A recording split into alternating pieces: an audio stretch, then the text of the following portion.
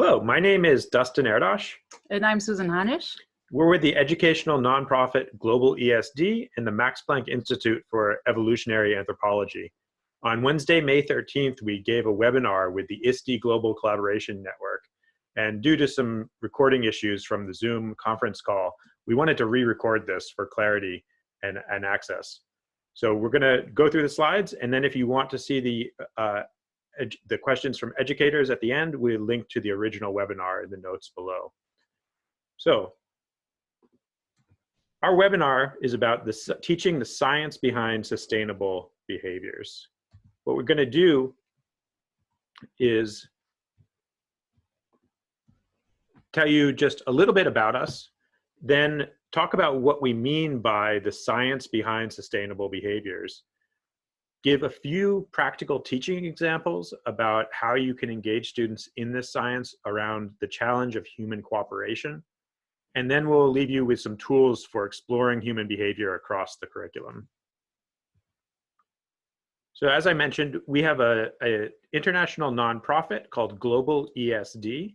ESD stands for Education for Sustainable Development, and Global ESD is about a model of sustainability education that's informed by evolutionary and behavioral science around those behaviors related to sustainability.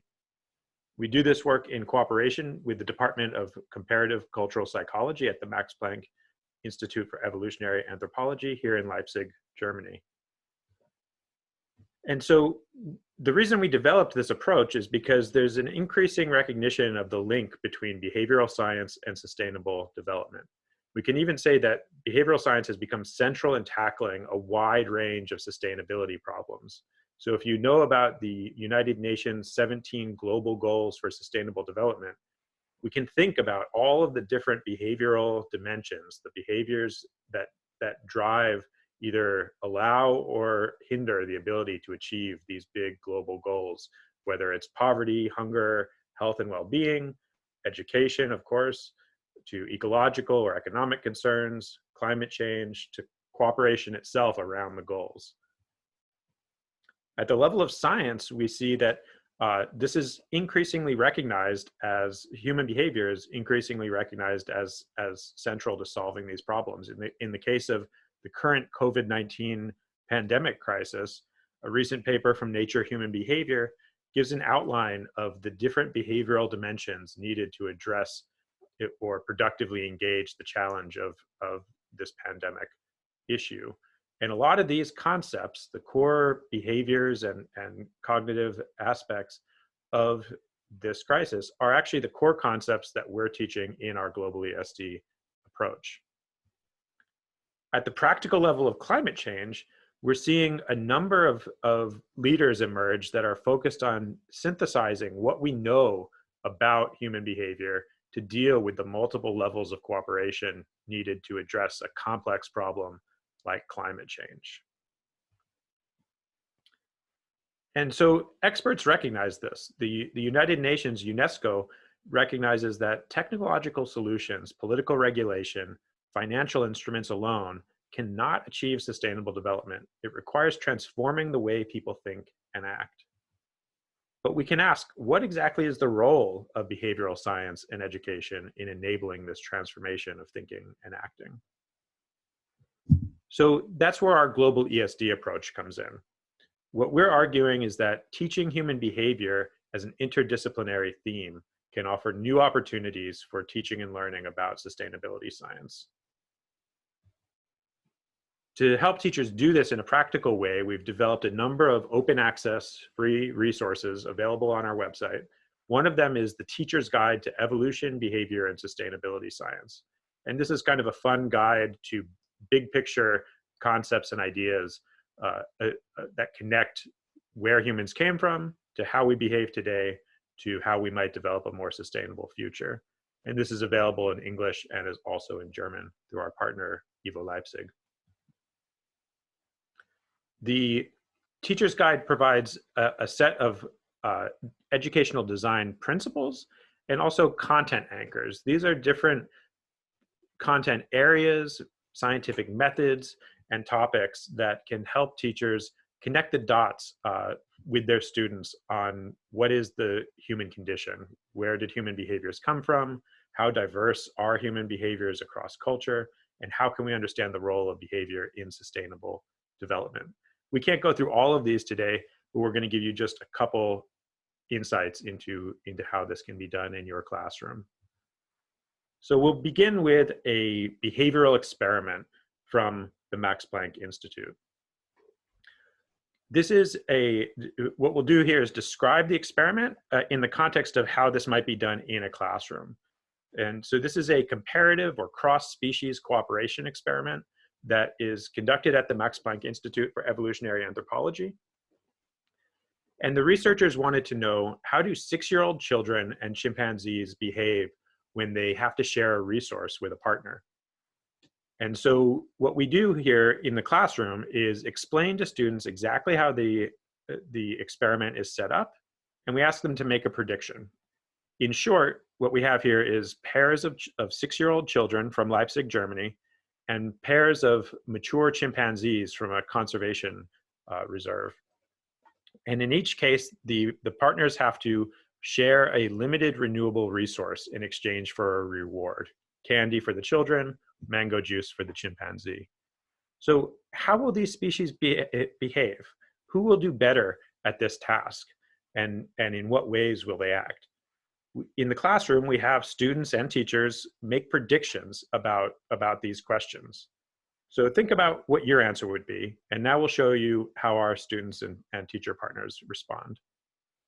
What we actually find is that overwhelmingly, participants in this activity think that chimpanzees will do better. At the level of 6th grade, we see something like a 60-40 split. 66% have said chimpanzees will do better, 33% say children. But as participants, at least in the German context, get older, they tend to really much more think that chimpanzees will be the cooperative species and children will not. Now, why do they reason in this way? Well, first, let's look at the actual results. It's a difficult experiment. In fact, both species don't do very well. It's difficult to cooperate when one person, one actor could do better than the other. But in fact, children in this experiment were successful in about 25% of the trials, where chimpanzees were only successful in about 13%. Those pairs of children that were successful, they were successful because they used language, they made rules, they learned to share more fairly, and they learned to become better at the experiment with each round that they played. In comparison, the chimpanzee partners that were successful through dominance over each other. This led to less equal sharing and less success over time. So that's quite a different story than we found from what students and teachers thought. The responses that we would get from students and teachers were commonly about the idea that chimpanzees have to share in nature, that chimpanzees live in groups and they know they can only survive together, that chimpanzees depend on the resources in nature, so they know how to save and use them sustainably. In contrast, students and teachers often thought that humans are selfish, greedy animals, that children just think about themselves and they will compete, and that children don't learn that resources are limited, they just get everything they want. So you can actually download and use this lesson plan with your classrooms right here. You can get the link on the attached website. When we share this research with researchers at the Max Planck Institute, we often get a look of surprise, if not despair. It means we haven't been sharing our research, the insights from evolutionary anthropology, with the public very well. In fact, over the last several decades, there's been a wealth of evidence that suggests that humans are a cooperative species, that cooperation is something that really marks who we are and where we came from. And this is not necessarily that easy to understand.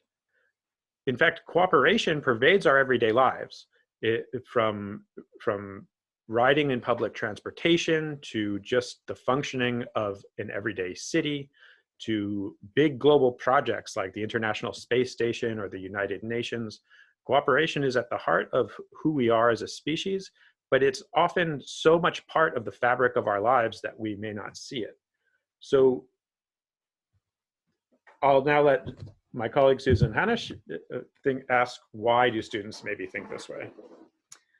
So yeah, this then became a question that we started to ask, like seeing how students and teachers in our classroom tended to give those kinds of answers in this experiment, while on the other hand, the science of evolutionary anthropology and behavioral science comes so clearly to this conclusion that we're this highly cooperative species, actually. And so one set of answers that we thought, one set of reasons for this kind of strange results might be that the kind of everyday cooperation that is so inherent in our species might often be sort of invisible or taken for granted to such a degree that it doesn't seem like there's anything worth explaining. And in contrast, more the negative human traits like conflict or violence might be then more emphasized in the media, but also we might actually notice it much more than the more everyday positive cooperative situations. Then another kind of reason that we thought might be having to do something with this is that we hear so much about our challenges of sustainable development today. And this might lead people, students, to think that these challenges must be because there must be something sort of inherently wrong with our human nature compared to those of other species. Like we don't hear about other species polluting their environments or having those kinds of big wars, and so people might come to this conclusion that there's something in our human nature that is responsible for these challenges of sustainable development. And of course, the question is also in terms of education, like what Dustin mentioned. It seems like as the older students got, the more they had this sort of idea that chimpanzees must be more cooperative than humans. And so we can ask, what is it maybe that they've learned also in their classrooms that has sort of led to this idea? What are the things that are maybe emphasized in the curricula of subjects and in the different themes that they hear about in the classroom? And then we were also thinking, might there be some sort of expectancy bias? Like we come into their classrooms sort of from the Max Planck Institute, and people might think that we as scientists are there to explain to them that chimpanzees are cooperative and humans are not. But then, of course, the next question would be, why would students, participants think this way? Why would they think that scientists are saying that chimpanzees are cooperative and humans are not? So that's basically just leads to the other question. So these are just some ideas that we currently came up with, but of course, it's more like a thinking opportunity. We really don't know. These are just hypotheses. And of course, one other question to follow is why could it be a problem that students and teachers think this way? Why might it be something that we should care about? And there's something about, certainly it shapes our attitudes towards humans, towards ourselves, our fellow humans, and it might then even really be something that is very important in terms of how we approach even sustainability challenges and general challenges of having to work with others. And so to help really students, teachers understand what do scientists mean by a cooperative species, we can help students do this in a number of ways. First, we can help them to understand the question that evolutionary anthropologists ask: why and how do we humans cooperate on the one hand? And of course, on the other hand, there is this apparent paradox that might have something to do with why students and teachers tend to think that we humans can cooperate well. And that has to do with the fact that most of the challenges of sustainable development of our societies today seem to be somehow due to our inability to cooperate. Many of the areas of conflict, challenges with climate change and sustainable resource use, it seems like we can't cooperate together towards those goals.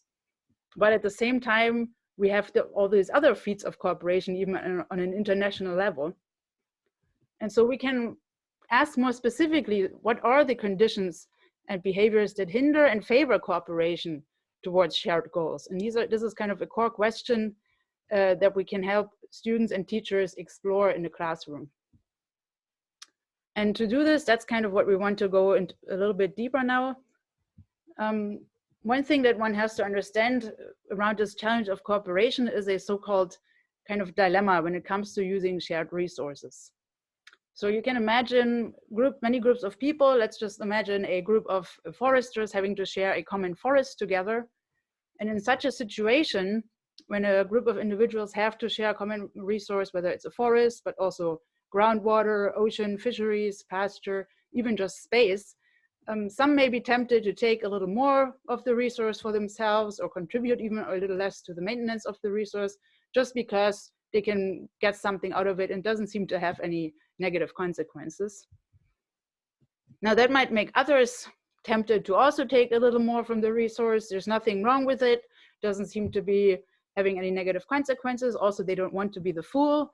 Why should they take less if others take more? Now, over time, this might unravel.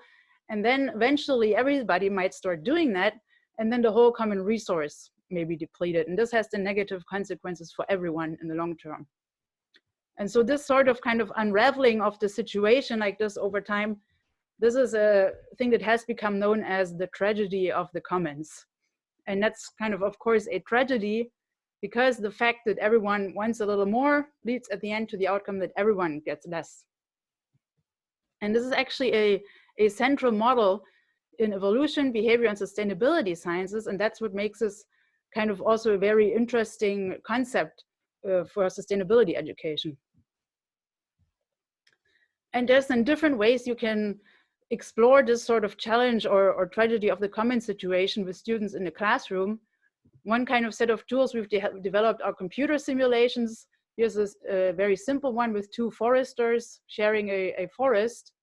And you can use this to just explore with students some of those very general, even ecological relationships, and then discussing what are going to be the outcomes of this situation. You can also check the lesson plan here for this whole computer simulation.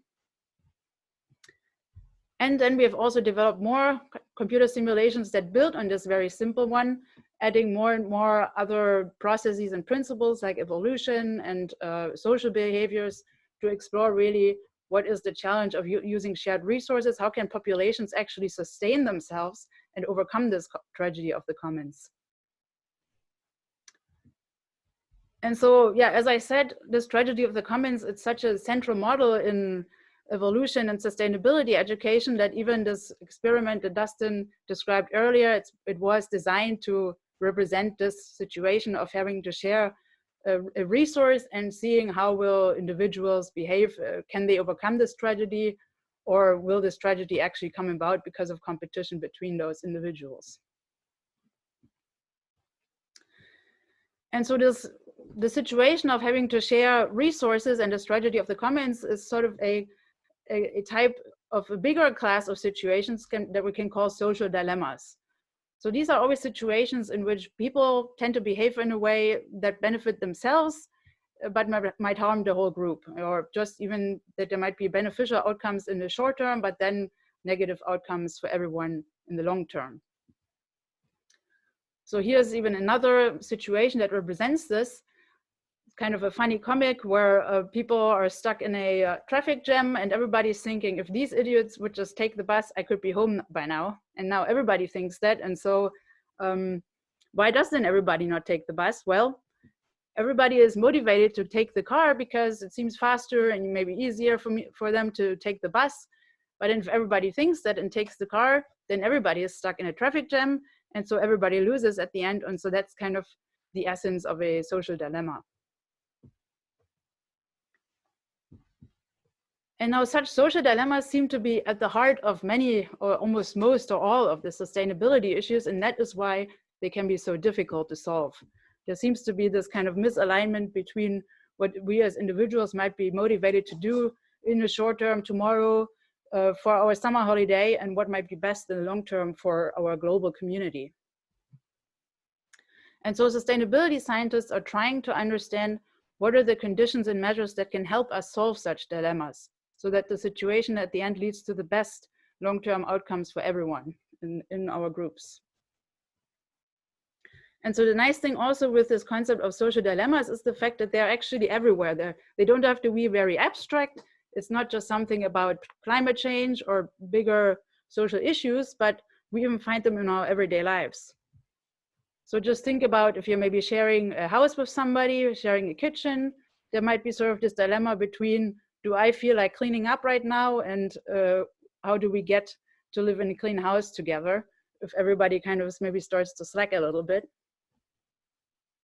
And of course, this situation of having to share a forest, an open access forest like the Amazon rainforest and many other areas of resource use are kinds of social dilemmas between what individuals are motivated to do and what might be best for the community. Even just space is actually a limited resource that we all have to share. And so this can also be just like with the traffic jam, just like roads are also just space where everybody might want to use it. But if we're all kind of stuck in it together, it's not so great anymore for everyone. A more recent example is also this panic buying that we've seen in many places in this current COVID-19 pandemic, where individuals are like thinking, okay, I'll maybe just buy a bit more toilet paper, and then this also unravels until the shelves are empty and we might be running out of stuff for quite a few weeks. And then even more close to home for students in the classroom, even if there's group work, this is also can be a sort of social dilemma situation where individuals might be thinking, oh, I'm going to do a little bit less work, maybe play some video games, and the rest of the group will maybe figure it out for me. And then maybe everybody thinks like this and the whole group will not succeed in their task. And so here's another way how you can also explore these kinds of challenges, and this concept of social dilemma with students in the classroom is just with simple classroom games.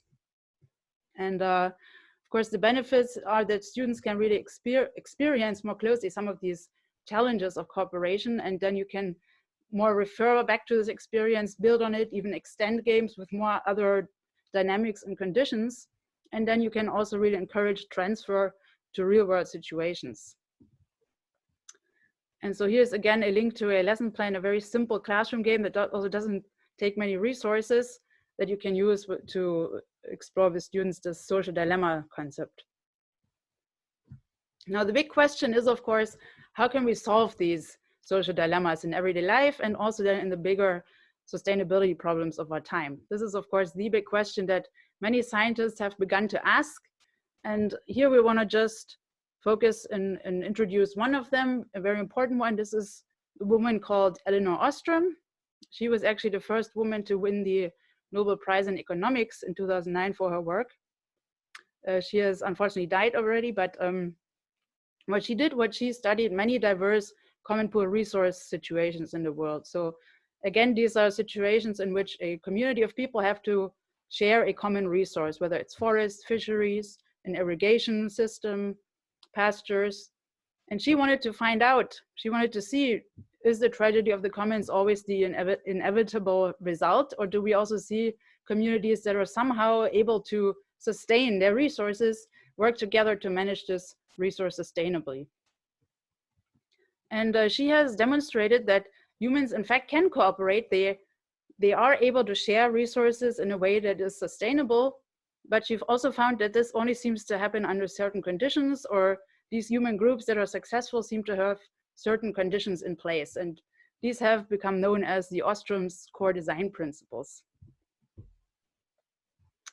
And we're not here in this presentation going to go through them all, but just to say that there's a set of 8 core principles, and you can think of them as kind of conditions that help avoid or reduce the dilemma in cooperation. And also these are kind of ways that successful human groups organize themselves.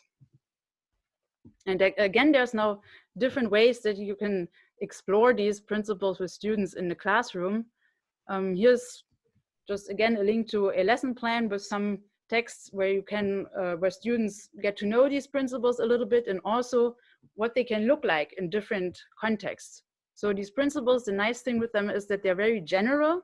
They're so general that really in every one context, they're even then used to describe certain cooperation situations in the classroom or in schools or even in a country.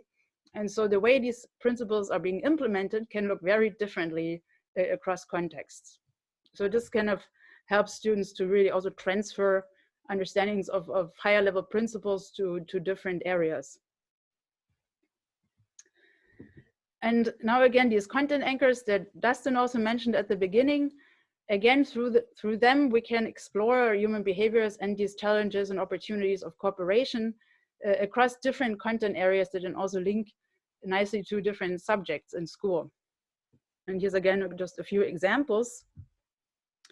So Eleanor Ostrom, she studied different communities in the world, and so we can use these communities as kind of case studies that students can look at to understand the importance of these design principles and other factors in sustaining shared resources. Here's an example of a lesson plan that we've created, 3 Mexican fisheries. So students explore the fate of 3 fishing villages to understand the principles and challenges of cooperation in each one of them. And then they can even use these criteria to reflect on the challenges of other sustainability problems, like even climate change. Another interesting thing to explore these principles of cooperation is to look at even other species. So we're not the only species on the planet that cooperates. There's also other species like the social insects, and we can also look at how do they solve their problems of cooperation. And so scientists are also looking at traits of humans and also other species to help understand where do our behaviors come from, and also how does cooperation and sustainability work in other species.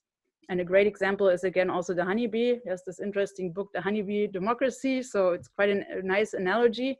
And so here we also have a few lesson plans to explore with students what cooperation can look like in other species and how we can transfer this also to human groups.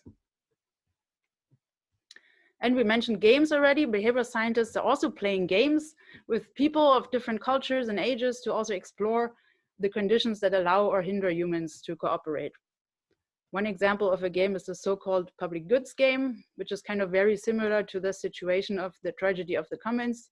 And then with this, you can also, with this lesson plan, also explore with students like the conditions that allow people to cooperate.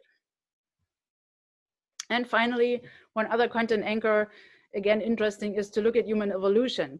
So how can we can explore the characteristics of our ancestors, their living conditions, the kind of things they left behind, to also give us clues about the causes of our behaviors and really the importance of collaboration already in the history of our species.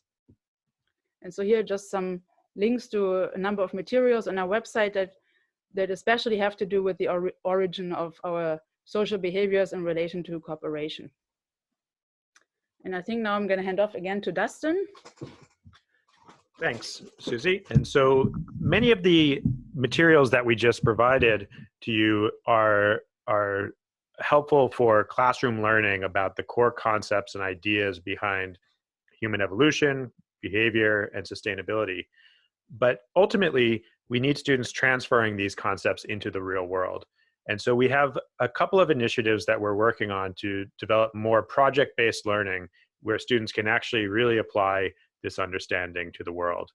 One of these is the project Pro-Social World, which is a network of international researchers and educators, including community groups, government agencies, and organizations that are working to understand and use Ostrom's core design principles and other understandings about human behavior to improve cooperation in the real world. We have increasingly a growing group called Pro-Social Schools, which is focused on education, and we welcome anyone to join us in that effort.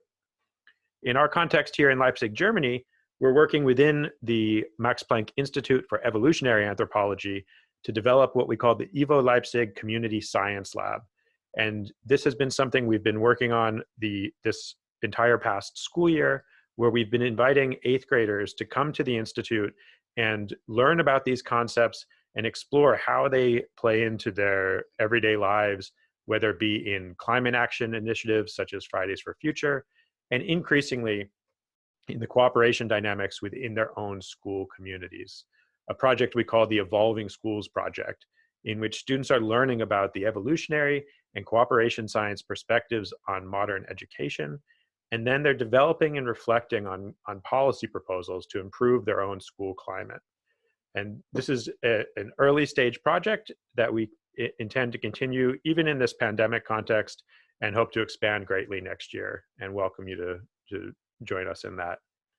More broadly, we welcome you to and invite you to join us in all of these efforts. if you find these approaches interesting, look through our website, contact us for guidance, and we'll help you think about how you could implement these in your own classroom. Let us know about your experience in the classroom, give us feedback so we can improve. We've got a wealth of all the materials listed here and others as open education resources for free at globalesd.org. Check out our blog on science of learning, where we regularly write about these kinds of approaches to education. Follow us at Global ESD on Twitter, and sign up for our Global ESD newsletter. All of the links are available within these slides at webinars.globalesd.org.